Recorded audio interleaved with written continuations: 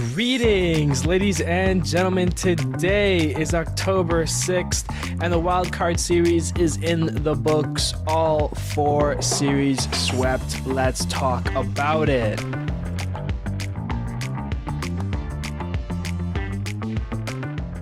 Hello, everybody. My name is Steven. This is the middle of the order.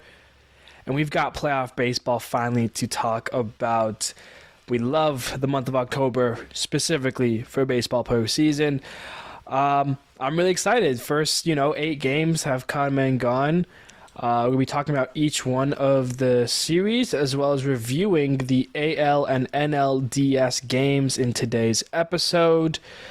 But yeah, we want to dive in here. One thing I do want to mention, or at least talk about really quickly here, is the Wildcard series as a whole. Now, we've done this. This is now our 3rd year, technically, with the Wildcard series, obviously including 2020, where we had 8 of them. And then 2022 is the first year we'd had it like this, and now this is the 2nd year where we have the 4 Wildcard series. Take 2 of 3, and you move on. Going back to 2020 as well as the last 2 years, we've had 16 of these wildcard series in best 2 out of 3 matchups.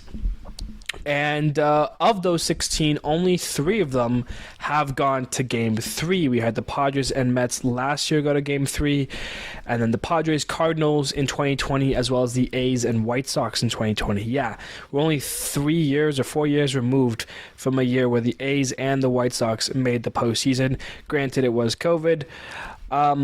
But yeah, I find it really interesting because then you end up in situations like we have it, for this year, where we had no baseball yesterday on Thursday. There's no baseball today on Friday. So that's 2 full days of no baseball to start the baseball postseason. When you get down to the World Series and everything, it's okay to have a missed day because obviously they need off days. But to be this early in the playoffs and already be having 2 straight days of no baseball, it just feels unnatural. I know we're they're trying things out. They're trying to find a way that works, that creates more postseason baseball for teams. But I don't know. I'm not sure if this is the right solution. It just feels kind of lackluster. If both 13 times the other team, a team sweeps, I'm not saying it's always the higher seed. We've had upsets, we've had, but there's not that consistent challenge that okay, you win game 1, we win game 2. Here it is game 3, the do or die game. It's very, one team sided in these series. So I'm not sure if this is the right way to go about it, but I wanted to mention that quickly here before we dive on into reviewing the wildcard series. Let me know your thoughts. Curious to see what other people have to think about this. But yeah, only 3 have gone to a game 3, while the other 13 have been 2 game sweeps. So just an interesting little tidbit there. So let's dive on in here to our first wild card series review. We're going to Tampa Bay to talk about the Rangers and the Rays. And this was a one-sided series, as are many of these series because they're all sweeps. But we got to talk about the first thing I want to talk about here. Texas Rangers, they beat the Rays 4-0 in game 1 and then 7-1 in game 2. The first thing to talk about here is the Tampa Bay offense in playoff games recently, specifically. They have disappeared. The Rays have no offense, only 1 run in this series. They scored it in the 7th inning of Game 2, and going back to last year's wildcard series against the Guardians, the Rays were almost nearly tying the record for most innings played without a run for 34. They did not score a run in 33 innings and 33 and 2 1/3 innings. They were 1 out away from tying the most ever, but they did score the run with 2 outs in the 7th of game 2. Look, Tampa, you've got pitching. We know that, but you can't score runs. You're not winning games, and that comes. We'll talk about that more with a different team, but you need to be able to do that. Tampa Bay didn't. And Texas did. And, Texas did a lot right. Talking about pitching, Jordan Montgomery, 7 innings pitched, 6 hits, no earned runs, no walks, and 5 Ks in Game 1. And then Nathan Eovaldi, 6 2/3 innings pitched, 6 hits, 1 earned run, no walks, and 8 Ks. Absolute dominant from the starters there. We talked about in the preview how, Texas Rangers, how the bullpen, you're scared of that, right? You don't want those guys in there. Because of Monty and Eovaldi eating up most of the innings, in both games combined, the bullpen only had to work for 4 1/3 innings, which is, a recipe for Texas. If your starters can give you 7 innings, 6 innings, the bullpen, the less you have to use your bullpen, the more you can feel confident about the Texas Rangers going far in this postseason. That's a great start. Obviously, it's only a short 2-game span. The Rays' offense was poor. But, overall, just really good stuff from Texas there. In Game 1, a sac fly from Josh Jung got things going in the second.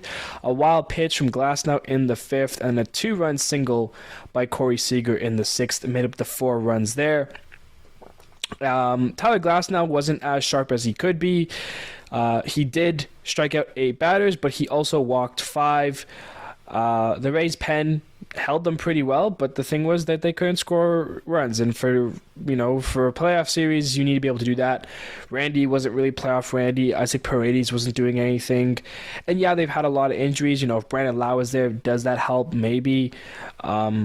But it just, some of the guys that are getting bats, and no offense to, Curtis Mead, Taylor Walls, these aren't guys that I would think would be on a postseason team, or at least like in the starting 9, right? That's a good bench piece there.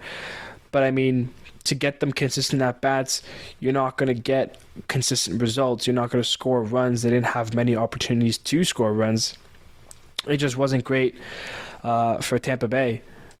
We got to talk about one kid, though, who's making a name for himself with Texas. Evan Carter has been really good for the Rangers, and he is honestly going to be the difference in the ALDS, in my opinion. He came up earlier in this year, September. End of August, played the 1 month, and he had a great month with Texas, kind of helped them out, making sure they got to the postseason instead of Seattle. His postseason debut, he reached base in 6 straight at-bats, including a 2-run home run in the 4th inning in Game 2 that ended a 4-run frame that got Texas off and going. Adolis Garcia also homering in that inning, as well as a Josh Jung triple for the 4 runs in that second game in the 4th inning. Nathaniel Lau, he had a ground out that scored a run to make it 5-0 in the 5th inning. And then Marcus Semien and Corey Seager both doubled to add a run each. That made it 7-0 Texas in Game 2. The Rays' only run in the series came on a Curtis Mead single in the 7th for the only Rays run. In that second game, though, Zach Eflin definitely was not it. He was able to have some nice swing and miss, but in the end, Texas got on him in the 4th inning. They didn't really look back from that point on, and like I said, Tampa Bay just wasn't scoring runs. For Tampa, this is their 7th straight playoff loss. Their last win was in 2021 in Game 1 of the ALDS against the Red Sox. After that win, they got swept by Boston in that series, losing games 2, 3, and 4. They got swept by the Guardians in the 2-game Wildcard series last year, and now swept by the Rangers. Corey Seager, Josh Jung, Evan Carter, great players in the series. Corey Seager went 4 for 8 with 3 doubles. Josh Jung, 3 for 8, 2 doubles and a triple. And then Evan Carter, 3 for 4, 3 walks, 2 doubles, and a home run. Definitely very strong. And like I said, the pitching as well. Eovaldi and Montgomery, both great. For Jordan Montgomery, he might be him. Since his last 5 starts specifically, he's been one of, if not the best players in baseball. 7 innings, 4 hits, no runs. 7 innings, 5 hits, 1 run. 7 innings, 5 hits, no runs. 6 innings, 5 hits, 1 run. And then now in this wild card game, 7 innings, 6 hits, no runs. 7 innings. He is in his last 5 games. He's 3-0 with a 0.53 ERA in 34 innings. That is elite stuff from Jordan Montgomery. Good for him. Good for Texas. Overall, it's a good series with Texas. Tampa Bay, you could blame your injuries a little bit, but at the end of the day, you needed to score the runs. You didn't. That's all you got to say about that one. All right, let's talk about the Blue Jays and the Twins now, and what a series this was. And I don't mean that in a positive way. The Twins sweep the Blue Jays. They're heading to the ALDS. They win the first game 3-1, and the second game 2-0. Game 1, Royce Lewis in his postseason debut, his first 2 at-bats. How about 2 home runs? A 2-run shot, a solo shot, had all 3 RBIs in that game. He was the difference getting to Kevin Gausman. We know about Kevin Gausman's splitter, one of the best pitches in baseball. Gausman's splitter is elite, but we had the stats before the series indicating that the Twins do a very good job at laying off that splitter. Gausman's effectiveness, and the reason why Gausman is considered such a great pitcher is because a lot of teams, a lot of players cannot lay off that splitter. Gausman relies on it. It's a part of, his game, and if players and teams are laying off this splitter, he's in for a rough game. That's what that was in that first game. I don't think Gausman pitched poorly. I think the Twins took really good at-bats, laid off against that good splitter. And, no knock against Gausman, but obviously, those 2 home runs were definitely unfortunate. Fastball middle in. Lewis got his hands on it, took it to left field, and then one kind of away, but he was still able to extend his arms, get it out, and send it to right center. So good for Lewis there. The Jays. Let's just start talking about all the things they did wrong in this series. In both games, in 18 innings, they left 18 runners on base and only cashed in 1 run. The Jays, in 18 innings, only scored 1 run. We know what this offense could be, but they've been inconsistent, and this series showed it. They showed that these hitters weren't doing it. Both times, their 1-2-3 was Springer, Belt, and Guerrero. In this series, their 1-2-3 hitters were 3 for 24. That is not what you want from your top of the order. That is unacceptable there. They could not score, We're talking about game 1, 8th inning, Vlad doubles to lead off the inning. You feel good about that, you're down 2, lead off double, great. How about strikeout, ground out, inning ends. There's a runner left in scoring position, right? You can't, even if you can't get the base hit the ball on the right side on the ground, get him over to third, bunt him over. There was options, but you have a leadoff double and you squander it with 3 straight outs, and that was a lot of this series, Staying in game 1, Carlos Correa, he made a hell of a play to get Bo out at the plate. A little chopper off the bat of KK down the third base line. Polanco runs over the ball. Bichette, who's on second, sees this and breaks the plate. Correa, who was, if you watch the replay, he's standing at second base. He runs over, grabs the ball, fires it to Jeffers at the plate to get Bo. That's not a mistake. I think it's a risky, and what's the word I'm looking for? It's definitely aggressive, right, at the plate there. The Jays weren't scoring runs. It was 2 outs, 2 runners on. Bo took a chance. It didn't work. Correa had to make a nice play. He did it. I have no issue with that.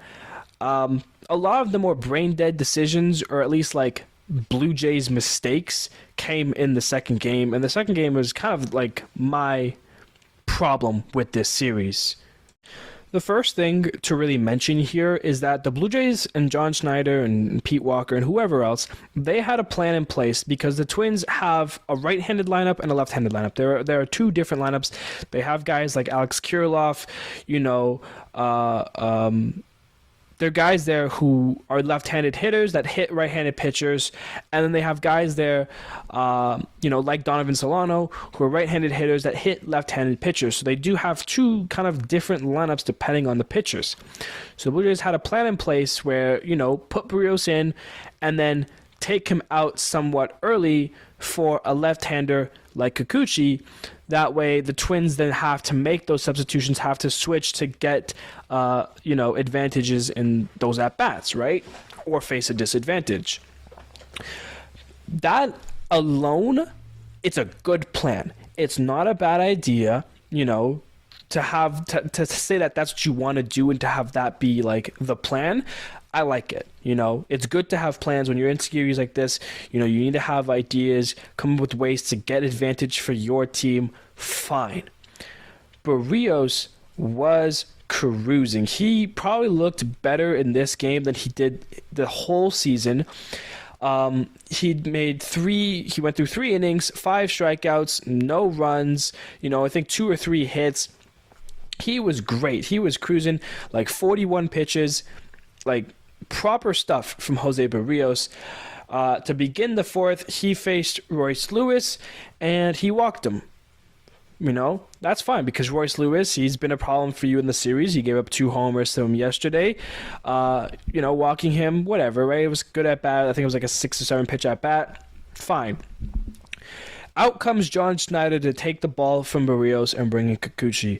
That is something that you should never do. That is ridiculous. Berríos has been extremely strong, and he's also pitching well. I get that you have a plan in place, that you want to stick to your plan.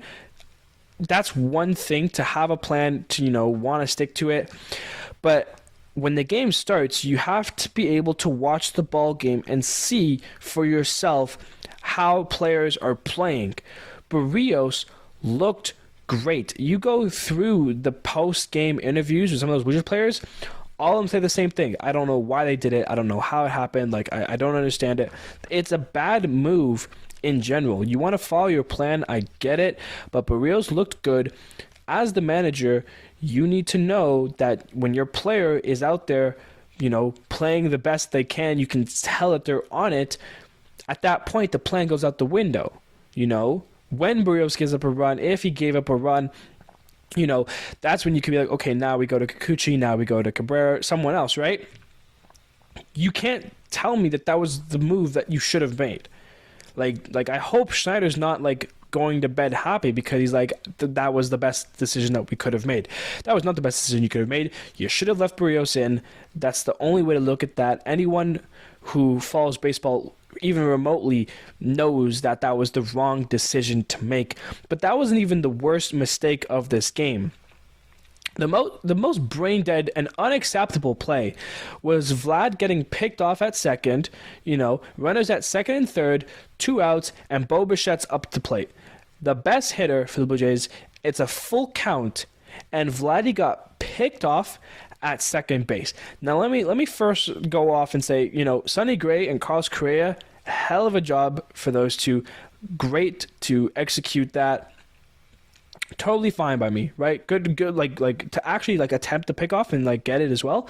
Great for them. I don't want to take away from the Twins' successes here by talking about the Jays' blunders, but Vlad, that is so poor, awful from Vladdy. The Blue Jays have had trouble scoring runs this whole series. You got Bo Bichette up and in a full count, 2 outs. Springer on third, you're on second. Bo, a single anywhere. We know Bo hits the ball. That's a tie game. They were already down 2-0 at this time. That's a tie game. And Vlad gets picked off. Where was he go? I have so many questions. I keep looking back at it. I don't understand it. That's awful from Vladdy. There's no way to put it. That was the kind of season-ending moment. That was in the 5th or 6th inning. That to me was the end of the season when Vlad got picked off at second, because there's no way that should have happened. Unacceptable from Vlad.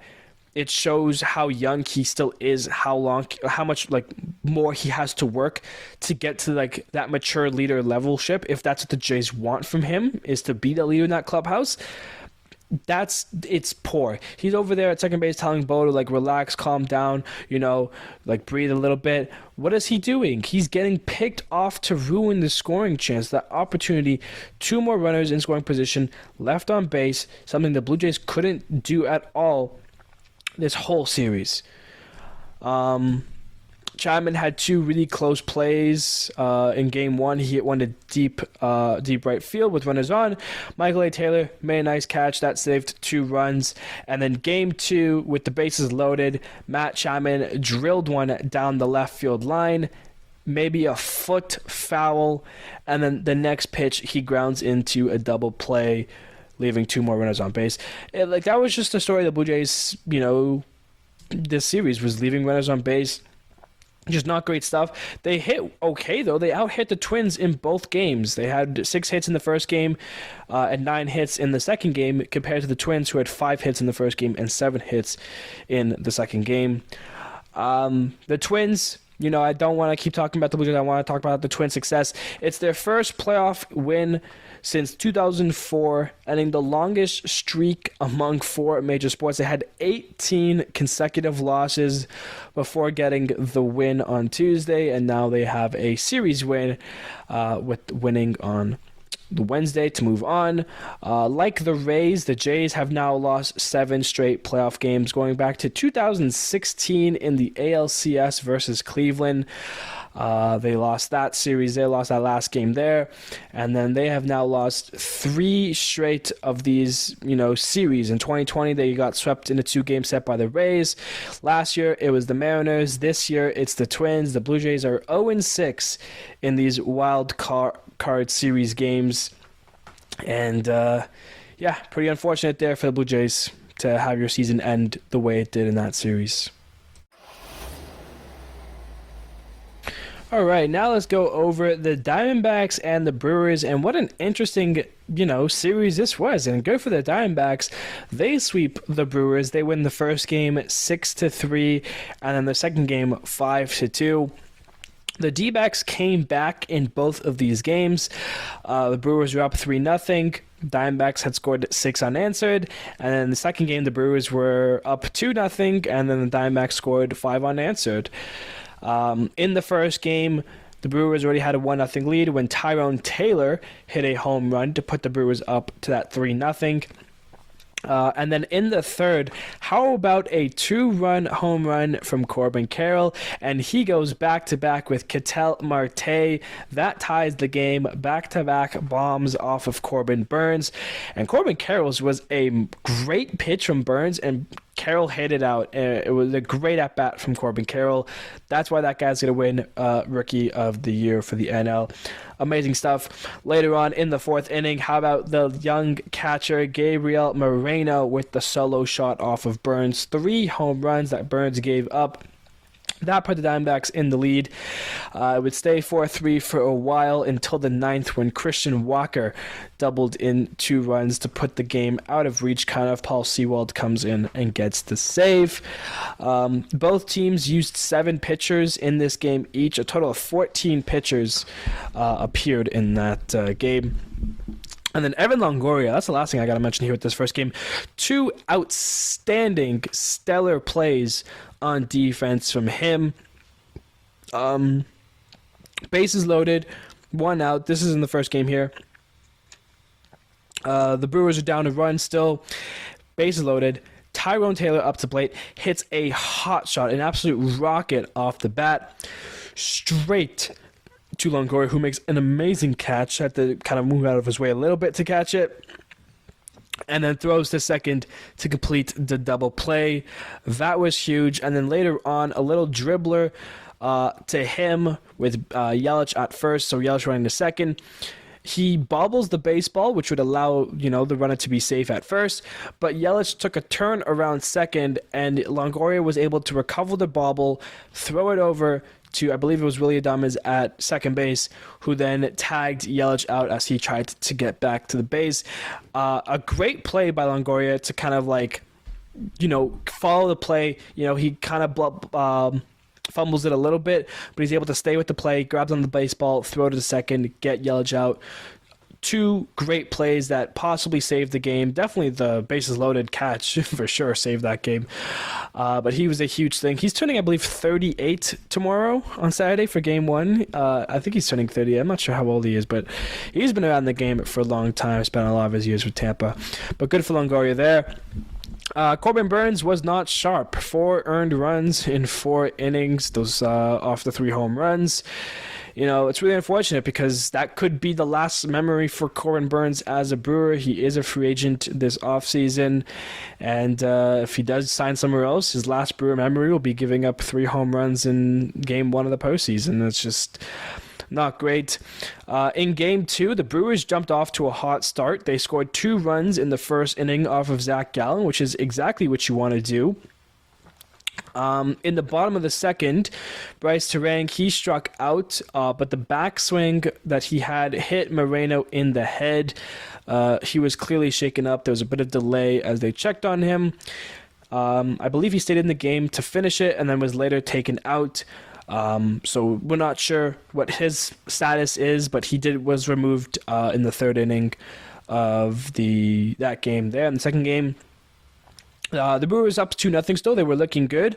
And then that's when the D-backs kind of took control. Alek Thomas with the home run in the 5th inning off of Freddie Peralta. And then in the next inning, in the 6th inning, the D-backs crashed in 4 runs. It was a 2-run single from Marte, a wild pitch from Uribe, and then a Lourdes Gurriel Jr. single. As mentioned, Freddie Peralta was the starter in Game 2 because Woodruff had an injury. He was going to miss the postseason, most likely. He might have been able to come back for a championship series, World Series, but he was definitely missing these rounds, so they had to go with Freddie Peralta for Game 2. And, Freddie Peralta, usually a very good strikeout pitcher, dominant pitcher.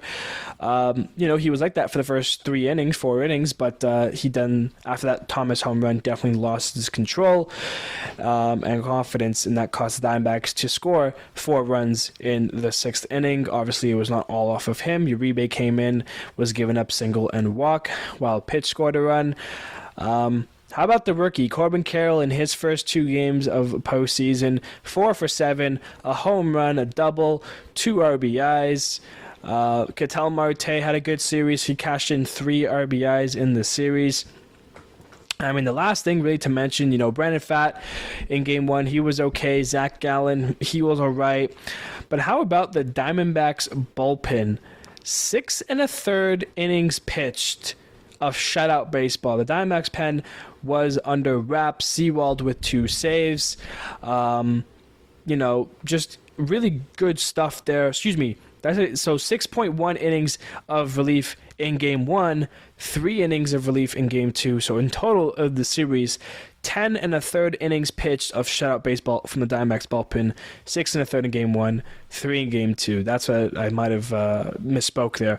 But still, when you're getting your bullpen 10 1/3 innings, that's impressive stuff from the Diamondbacks to be scoreless.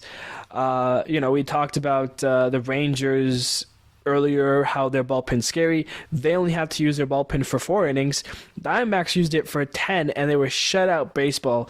So Diamondbacks pen was definitely a hero in this series. Good for them in that sense, and good for the Diamondbacks in general. They were the 6th seed, and they took down the NL Central champions in the Brewers. So, good for the Diamondbacks. Good for the Snakes. Go cause some chaos this year in the postseason. Lastly, now we have the Marlins and the Phillies. And it's the Phillies who sweep the Marlins, take both games. They win the first game 4-1, and the second game 7-1. The Marlins, we know they could be trouble, but the Phillies were just too good. And in that atmosphere, credit the Philly crowd. What an electric place to play some baseball.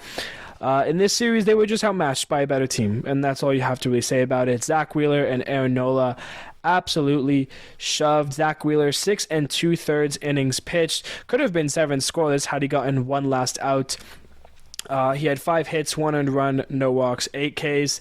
And then Aaron Nola, 7 innings pitched, 3 hits, no earned runs, 1 walk, 3 Ks. If we had gotten that last out in that first game without giving up the run, together they would have been 14 innings pitched, 7 hits, no earned runs, 1 walk, 11 Ks, which, I mean, from your 1-2 is as good as a 1-2 as you're going to get. In the first game, Alec Boehm, he doubled to score the first run of the series in the third. The Phillies added 2 in the fourth with singles from Stott and Christian Pache. Brian De La Cruz, he singled a run in the seventh with 2 outs to get 1 back for Miami. And then in the eighth, Nicholas Castellanos, he drives a double down the line. Bryce Harper scores from first in the eighth. That makes it the 4-1 Phillies win. The other game, they score 2 in the third inning off of a Schwarber double and then a Trey Turner single. Then in the fourth inning is JT Realmuto with a solo home run. That makes it 3-0 Philly. And then the second baseman, Bryson Stott, with the bases loaded in the sixth, puts this game out of reach. A grand slam for him. Josh Bell singled in a run in the ninth to ruin the shutout. And that is your final in that game, 7-1. Bryson Stott, there's videos out there of him hitting the grand slam without the commentators. Go and find one of those videos and watch it. Absolute chills. I mean, just like his walk-up song, the crowd, like it was a first pitch too, and just the way they erupt. I mean, the Philly crowd is one of the most electric crowds in baseball come postseason time. Absolutely great from them. Definitely star of the series was Trey Turner, 4 for 7, 2 doubles. In total in these 2 games, the Phillies hit 8 doubles. Alec Boehm, Nicholas Castellanos, and Trey Turner with 2 each. Just a lot of great stuff from the Phillies that we saw. The only really Marlin that stood out was Josh Bell. He went 4 for 8 with 2 doubles, so good for Bell. I believe he's a free agent this offseason, so maybe he gets paid somewhere as well. I think he's with Miami still, actually, I'm not sure. But yeah, just a series where the Marlins were outmatched by the Phillies. The Phillies are a really strong team. We knew that going in. We talked about the opportunities that Marlins would have. Jesus Luzardo, Braxton Garrett just didn't have it, wasn't there. The bullpen did its best, but at the end of the day, it was, the Phillies have the star names. Any casual baseball fan knows who Bryce Harper is, would know who Trey Turner is, knows Kyle Schwarber. The star potential that the Phillies have, or not even potential, the star players that the Phillies have. For Miami, you can't really say the same. Jazz Chisholm, he's a name that you would know maybe. Miami has guys, Josh Bell, Jake Berger. These are guys that can do it and have done it for them this season. But in this series, they lacked that top guy. If Sandy was healthy, does that make a difference? Maybe. But just on paper, the Phillies had better pitching, better bullpen, better defense, better hitting. The Phillies were the better team. They won, and there's not much left to say for Miami. So Miami's season comes to an end. So yeah, Miami, the Brewers, the Blue Jays, and the Rays. A 3 seed, a 4 seed, a 5 seed, and a 6 seed. So that's very interesting there. So the Phillies as a 4 seed, the Twins as a 3 seed, the Rangers at the 5 seed, and the Diamondbacks as the 6 seed move on to the AL and NLDSs respectively. Let's take a look at those matchups now. So starting off with the ALDS, the 5-seeded Texas Rangers are heading to Baltimore to take on the 1st seed Baltimore Orioles. It's a fun series there. The 3-seed Minnesota Twins, your AL Central champs, are taking on the AL West champs, the Houston Astros, in the 2 seed. Flipping the script to the NL, we have a couple of division matchups. The Diamondbacks, the 6th seed in your NL West, are taking on the NL West champions in the Los Angeles Dodgers. And then the series that I think, is the most exciting for sure for anybody, the NL East battle. Your 4-seeded Philadelphia Phillies taking on the 1st-seeded Atlanta Braves. We're going to review each one of these matchups really quickly here and get ready for a weekend of baseball, of Division Series baseball for us to enjoy. All right, so let's start with the Rangers and Orioles. The last time these two met in a playoff game was actually in 2012, the first ever wildcard game they played. Baltimore won that 5-1. None of those players, from over 10 years ago were on the teams now. It doesn't really matter, but it's fun that they've had a matchup before. Their season series is 3-3. They played 6 games. They split it 3 each. Starting pitchers for the series, for at least the first 3 games, all of them are TBD. Who would you expect? I expect Dane Dunning for Texas on Game 1, Jordan Montgomery for Game 2, and then Nathan Eovaldi for Game 3.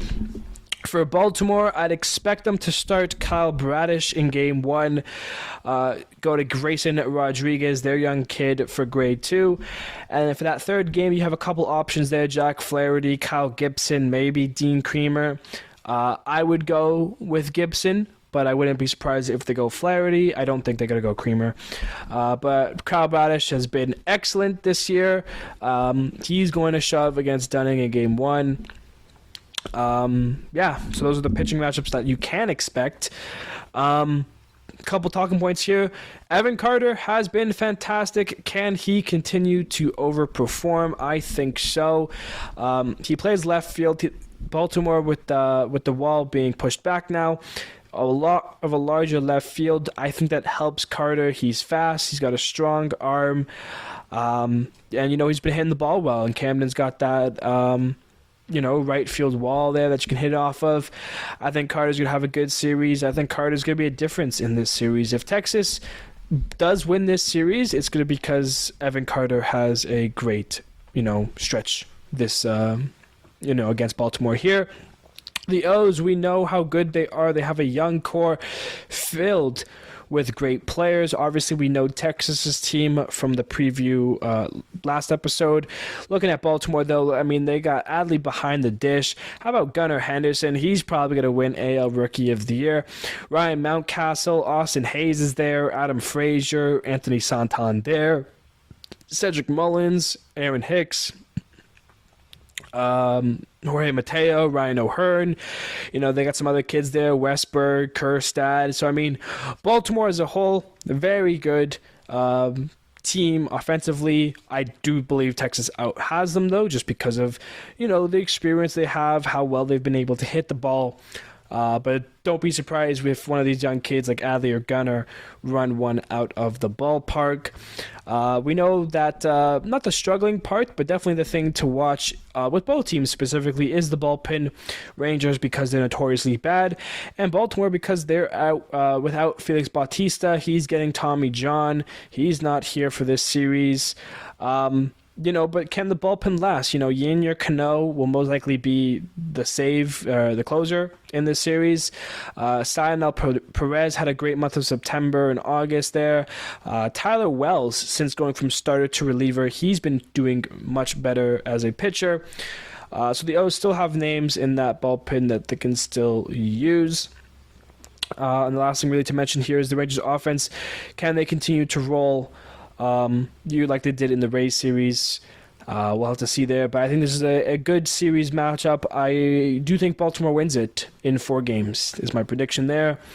So that's Baltimore versus Texas. Now we're going to look at the Minnesota Twins and the Houston Astros. The last time these two teams met in a playoff series was in the Wildcard series in 2020. During the COVID year, the Astros swept the Twins, winning it 4-1. And 3-1. It was a poor hitting series. The Twins only had 2 extra base hits the whole series, and they were both doubles from Nelson Cruz. This was during the Bomba Squad era for the Twins. But these are different teams. Carlos Correa played for the Astros in that series. Now he's playing for the Twins. The season series goes to Minnesota. They won 4 of the 6 matchups that they had with the Astros. The last time they met this year was in the end of May, so a lot has changed for both these teams since. Looking at the starting pitching for the series, the Astros have announced that Justin Verlander will get the ball for Game 1 and Framber Valdez the ball for Game 2. Minnesota is still TBD. I would expect Joe Ryan for Game 1, Pablo Lopez for Game 2, and then running it back with Sonny Gray for Game 3.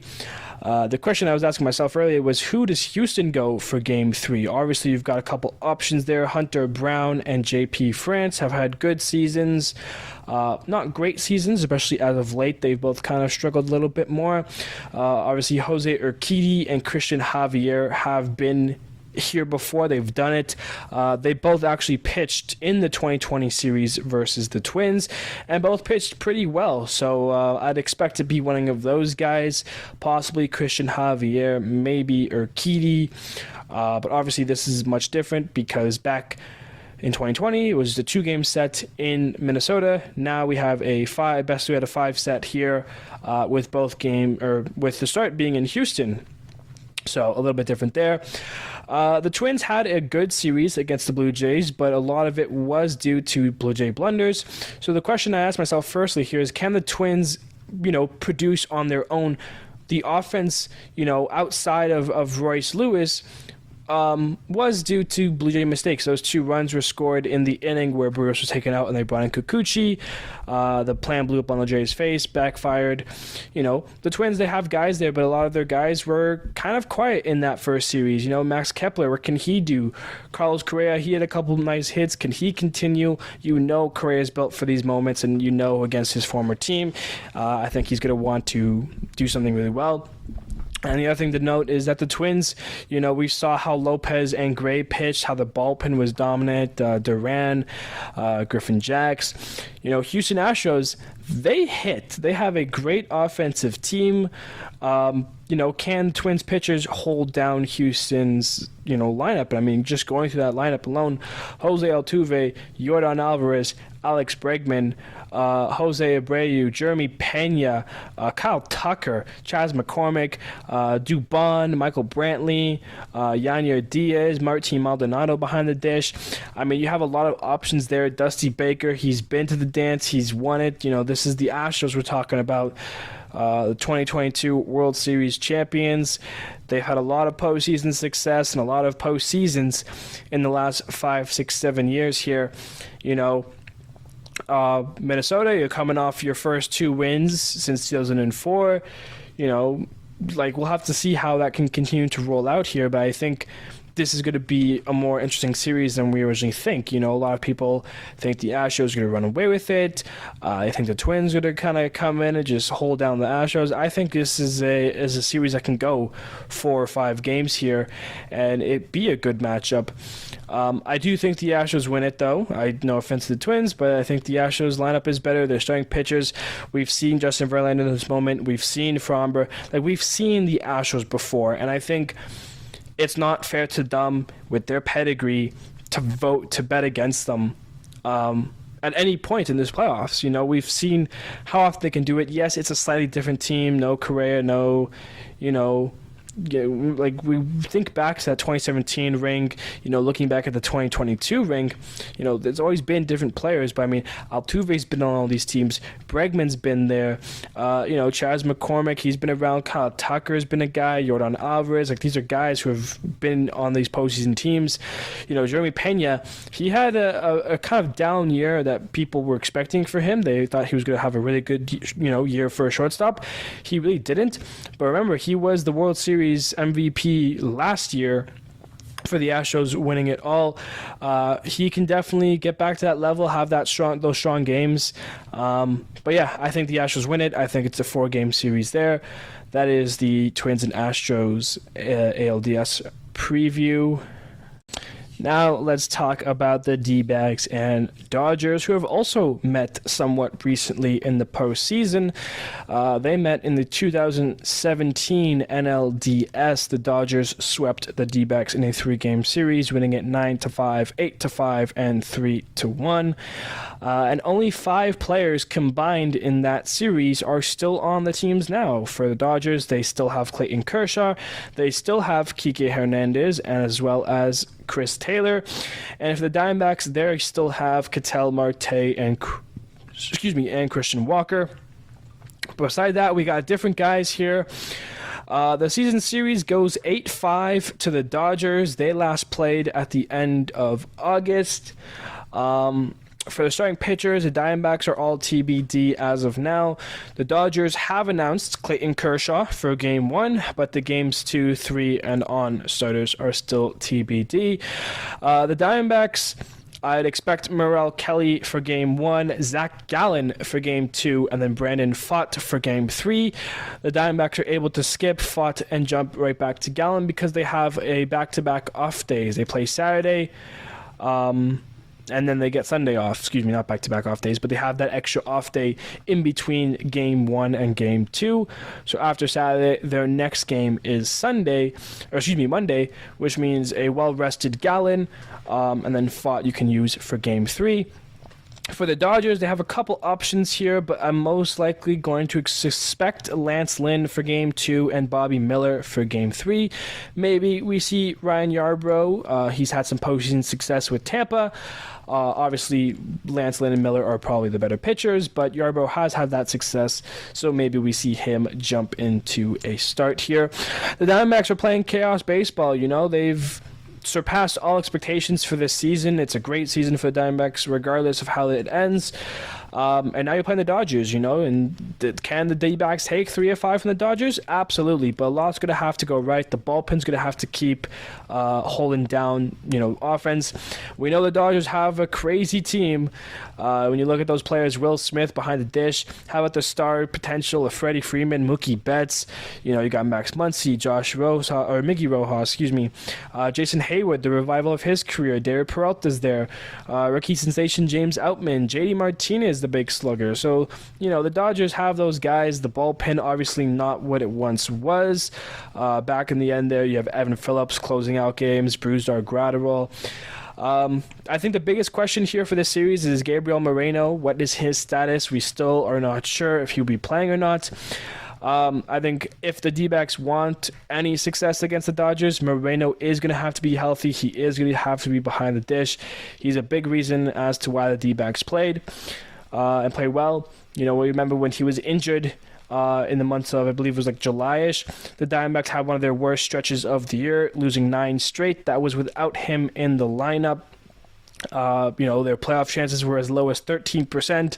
And then once he came back, the D-backs started winning again. Their playoff percentage increased, and now here they are in the NLDS. So that is kind of the big thing for me is Gabriel Moreno playing.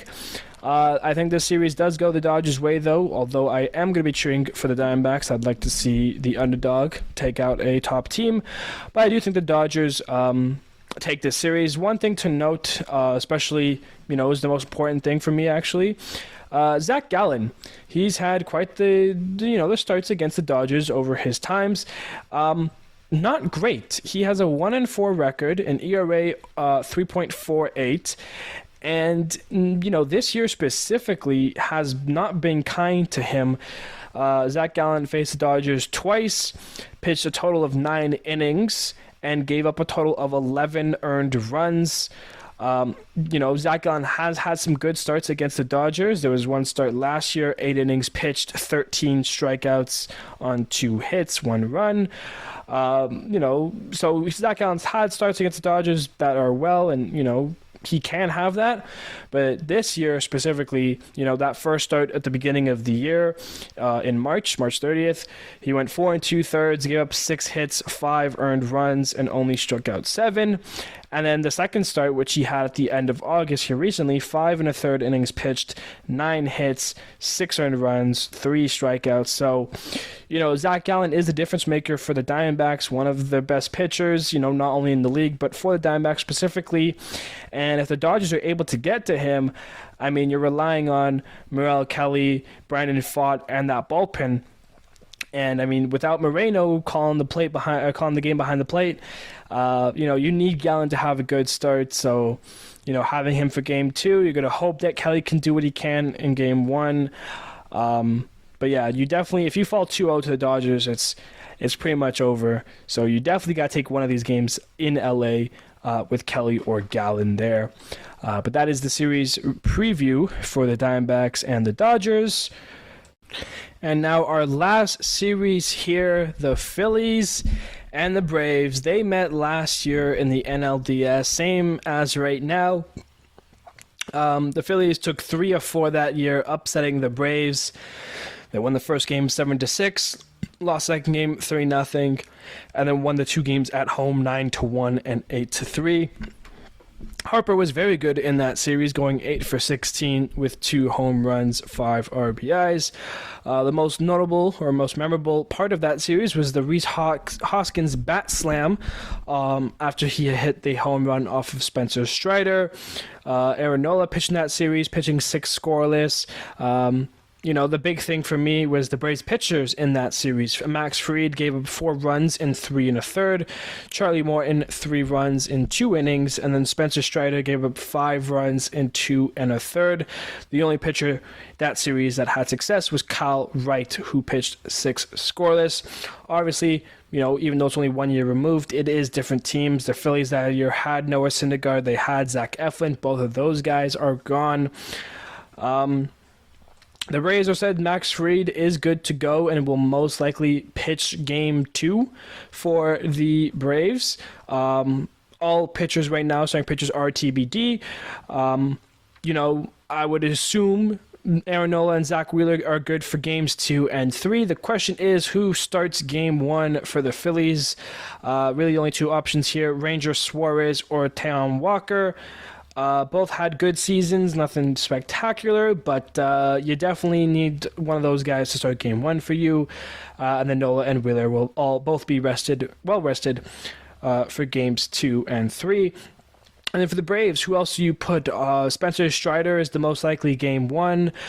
Kyle Wright, where can he slot into the lineup, the rotation from off of injury recently? Hasn't pitched great since his return, but he is a guy who's done it before. So, we'll have to see how it goes.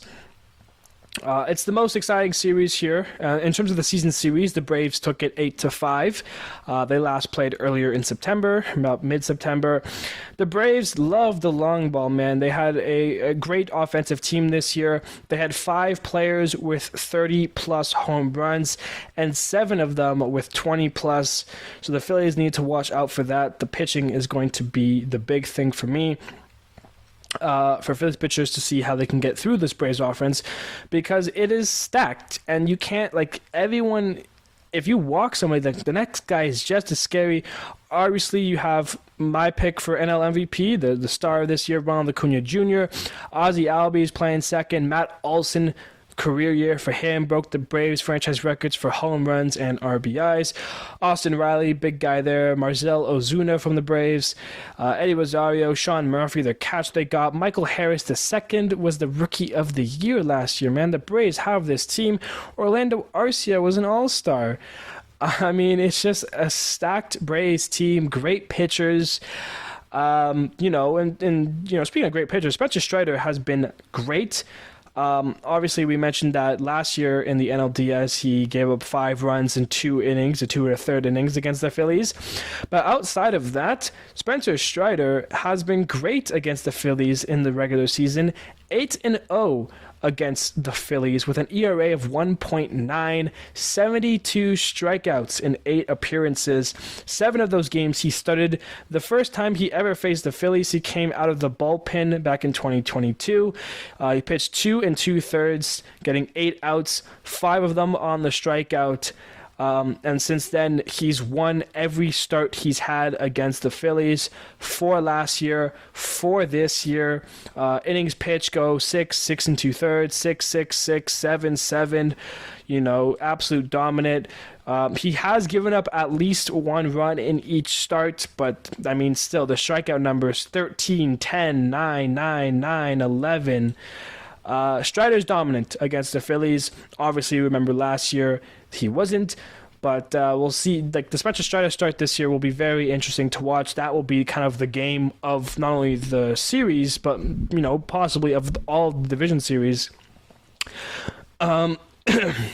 Excuse me, I feel like there's a good chance that whoever wins this series is going to the World Series.